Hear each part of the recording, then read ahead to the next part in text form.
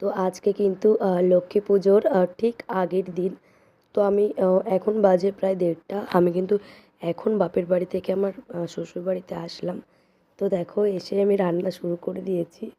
মা সব গুছিয়েই রেখে দিয়েছিল। আমি শুধু রেডি করে মানে সব কাছে গুছিয়ে আমি রান্নাটা শুরু করে দিয়েছি। তো আজকে কিন্তু কাতলা মাছের একটু ঝোল করব, একদম অল্প রান্না। বাড়িতে তেমন কেউ নেই। আর একটু অল্প করে একটু চিকেন করব।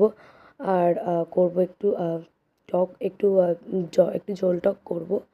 এটুকুই। আর একটু উচ্ছে দিয়ে তেঁতো করব, ব্যাস হয়ে যাবে।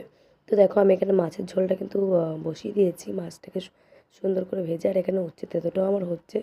তো জানো তো এই যে এতদিন বাড়িতে ছিলাম না, তারপর কিন্তু বলো তো কি, নিজের হাতে সব গুছিয়ে না রাখলে না আমি টাইম মতো কিছু খুঁজে পাই না। সেজন্য আমি এসেই দেখো আমার কাজ আমি শুরু করে দিয়েছি। সব নিজের মতো করে আবার গুছিয়ে নিচ্ছি।